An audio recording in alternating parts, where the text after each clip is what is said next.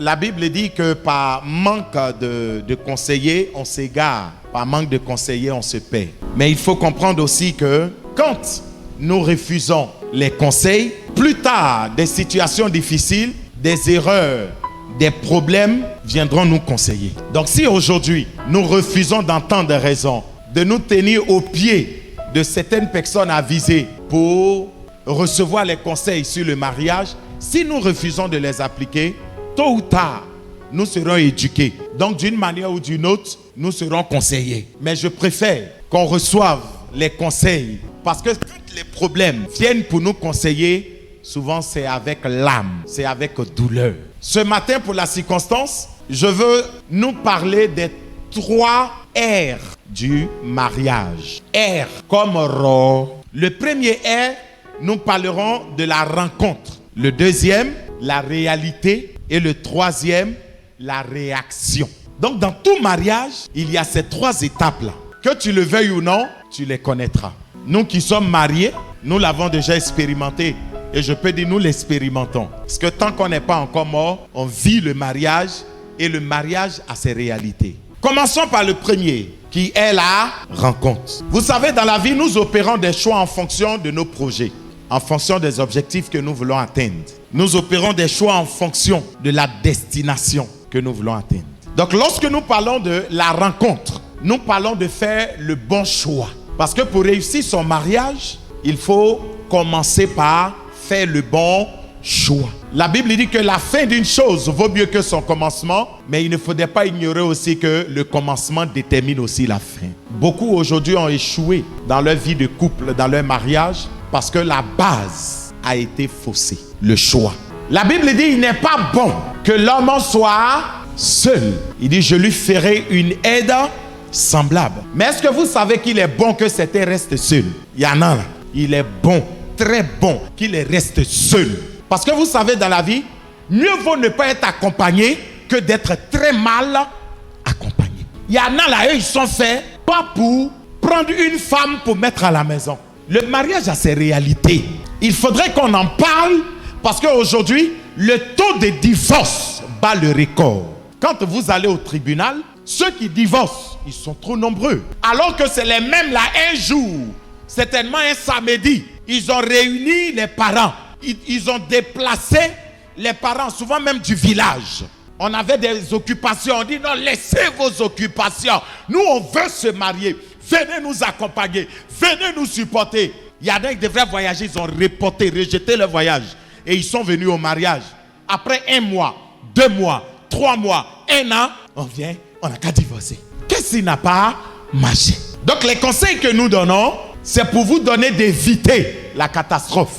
Éviter le pire. Parce que si certains ont échoué, il y en a qui ont réussi. Et vous n'avez pas le droit d'échouer. Nous vous imposons la réussite au nom de Jésus. Mais tout n'est pas la prière. Il y a ce que la prière fait.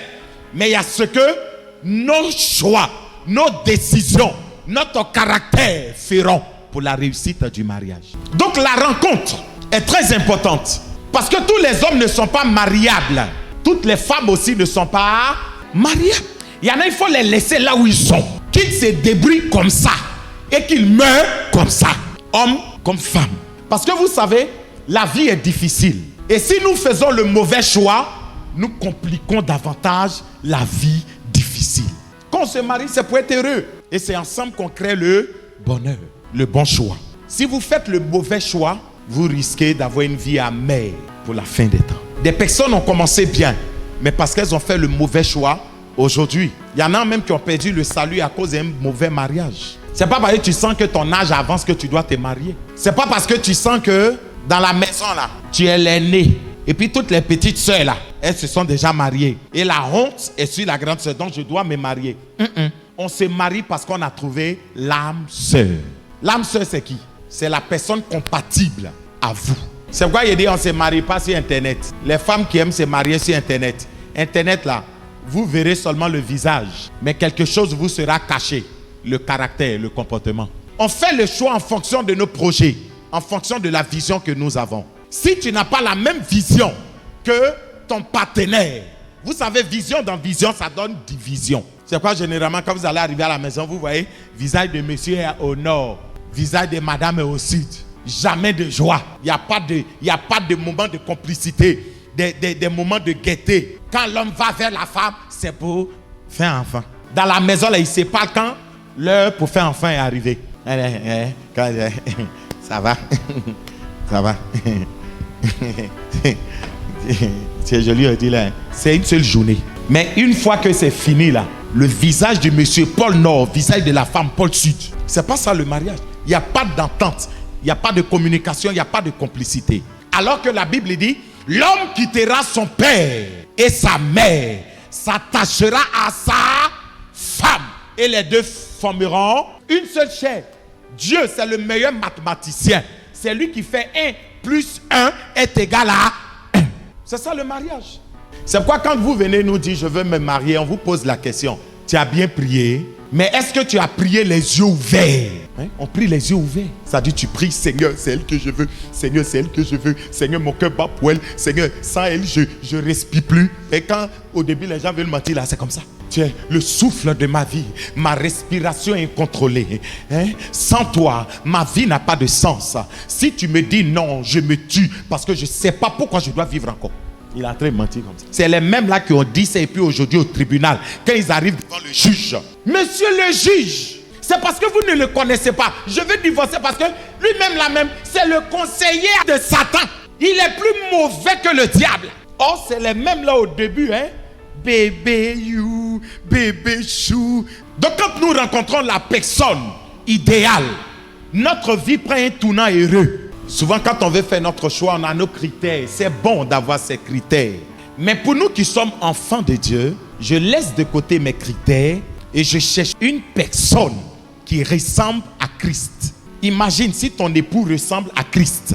Tu vivras le bonheur. On ne se marie pas, écoutez, on ne fait pas le choix parce qu'on a en face de nous une femme ou un homme qui a de l'argent. L'argent n'est pas un ami fidèle. Même si l'argent est important, que ton choix ne soit pas focalisé sur l'argent. Mais la base, c'est l'amour. 1 Corinthiens 13 nous parle de l'amour. L'amour qui supporte tout. L'amour qui est patient. L'amour qui ne soupçonne pas. Qui fait exception de personne, ok? Qui ne voit pas les défauts. Et vous savez, l'amour est quelque chose qu'on ne peut pas expliquer. On vous pose la question. Qu'avez-vous remarqué sur elle? Il dit, je ne sais pas. Il dit, mais c'est quoi qui t'a attiré? Ou bien qu'il a... Il dit, je ne sais pas. C'est plus fort que moi. D'abord l'amour. Parce que plus tard, si la base n'est pas l'amour, on cherchera à fuir par la fenêtre. Le deuxième point, c'est quoi? La réalité. Vous savez, tout nouveau, tout beau, Sinon, au début, nos bébés, chouchou. Il va arriver des jours où bébé, là, ça sera lourd, pesant. Tu ne peux plus dire. Et le plus souvent, les premières, c'est les femmes.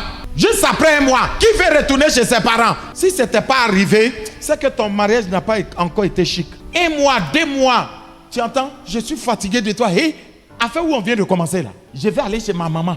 Je vais aller chez mon papa. Papa, maman, le jour, elle prend bagage. Ne la recevez pas.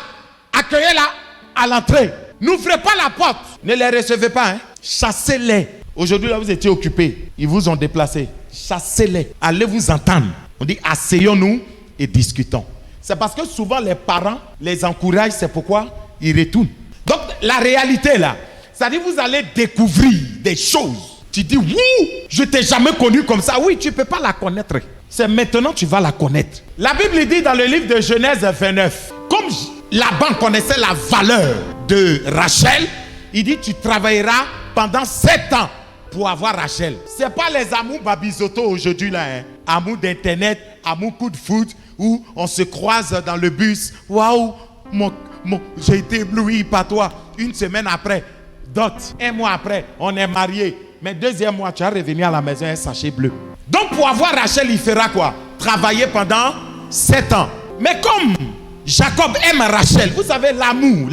Quelqu'un qui aime, il ne voit pas au devant de lui d'obstacles. Quels sont ceux qui ont sauté clôture à cause de femmes ou bien garçons ici? Femme même saute clôture. Papa dit tu ne sors pas. Elle dit c'est pas grave. Papa ferme. Il garde la clé. Mais à minuit, 1 heure, il se rend compte qu'elle est déjà dehors. Elle est passée où?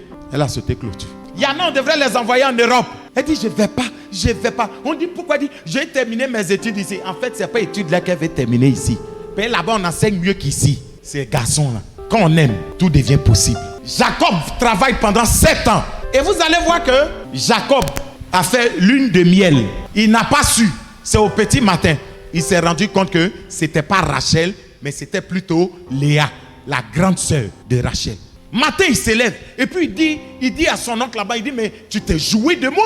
Moi, j'ai travaillé pendant 7 ans pour avoir Rachel. Pourquoi tu me donnes Léa? Est-ce que j'ai travaillé pendant 7 ans pour Léa? Il dit, non, mais j'ai oublié de te dire, mon petit, chez moi ici, là, on ne marie pas la cadette pour laisser l'aîné. On commence par l'aîné. Il dit, mais il fallait me dire ça au départ. Il dit, mais qu'est-ce que je peux faire pour avoir moi ma Rachel? Il lui a dit, si tu la veux, travaille encore 7 autres années. Ça fait combien? 7 plus 7, 14 ans. Comme il aime Rachel, il va travailler encore 7 autres années. Ça fait 14 ans. Qu'est-ce que je veux faire ressortir par là? Souvent, quand nous entrons dans le mariage, on pense marier la femme qu'on veut. Mais on se rend compte qu'au lieu de la biche qui soupire près des eaux paisibles, qui on découvre? La tigresse. Mais je t'ai connue douce. Mais quand elle parle, elle dit bébé ma. Ça, c'est dans les fiançailles. C'est pourquoi je parle de la réalité, qui veut dire la vérité. Tu as pensé marier une femme douce, une femme qui pardonne.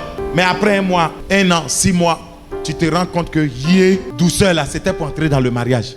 Tu découvres une autre réalité. Celle pour qui tu as travaillé, celle pour qui tu as payé la dot, celle pour qui tu t'es privé de beaucoup de choses, tu te rends compte que c'est pas elle, c'est une autre femme. Le comportement, le caractère, c'est une autre personne. C'est vice versa, hein. Ça peut être pareil pour l'homme. Au départ, il est attentionné. Quand elle tousse, il lui donne 10 000. Il y a des garçons comme ça, blagueux. Quand il est tenu, il chien, c'est 20 000. Mais maintenant où un marié là, elle tousse, elle est étouffée, rien. Il devient avare. Elle dit, mais c'est quel genre d'homme qui j'ai marié là? Celui que je pensais là, c'est pas ça. Ça, c'est la réalité. Le plus souvent aujourd'hui à Abidjan, toutes les femmes que tu regardes, elles sont belles. Il n'y a pas une femme qui est vilaine. Make-up, make-up. Tu dis, waouh, voici la femme de mes rêves. Attends, elle n'a qu'à se laver d'abord. Ça, c'est habillage. Qu'elle enlève ça comme ça, faux. Tu dis, ah, donc tu étais chauve. Garçon, même plaque vente. Mais quand vous vous mariez, c'est fini. Devant Dieu, là, on ne divorce plus.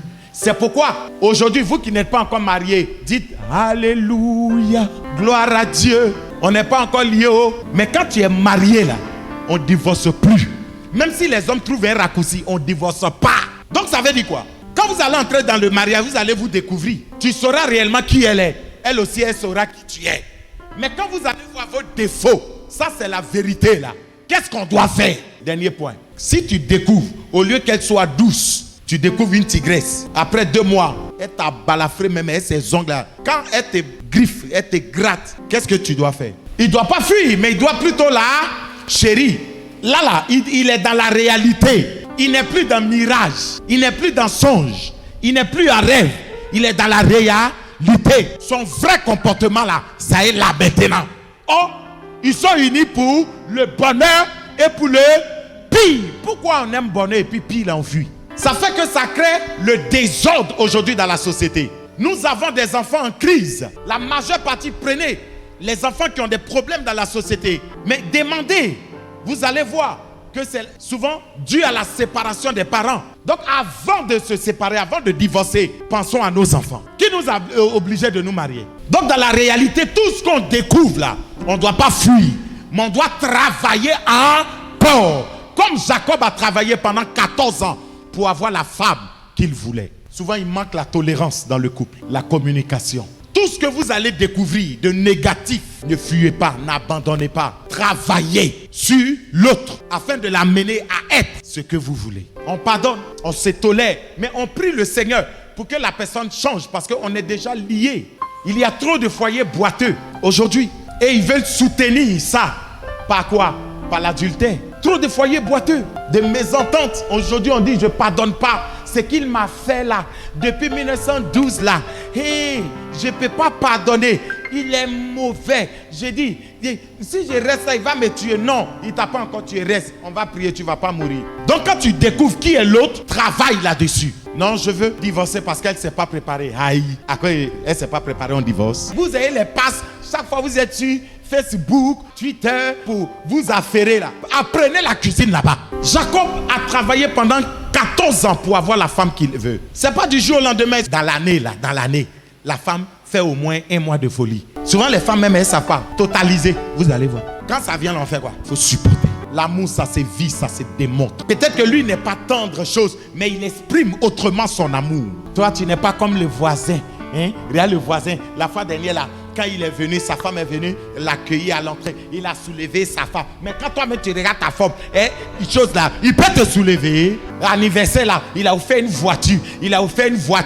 Toi, peut-être que c'est vélo, il va commencer. Vivez votre amour, pas en fonction des autres, mais selon l'objectif que vous vous êtes fixé. Ne vivez pas comme les autres. Vous, c'est pas les autres. Vous, c'est vous. Vous êtes unique. Vivez en fonction de ce que vous avez. La Bible dit, femmes, soyez soumises à vos maris. Hommes, aimez vos femmes, quelle que soit la situation dans laquelle vous serez. Même quand il y a la galère, vous devrez vous supporter. Personne ne doit savoir que vous êtes moisi. Si tu veux que ton mari t'aime, respecte-le.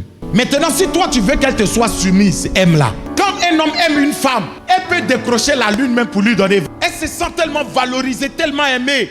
Même à 23h, elle est capable de piler foutu igname pour lui donner. Quand l'homme aussi sent que sa femme respecte, je vous assure, en public, il est le premier à présenter sa femme. Pour aller terminer, un jour, il y a 2 hommes qui se sont rencontrés. L'autre avait en main un paquet et il était mentionné sur le paquet « Bonheur ».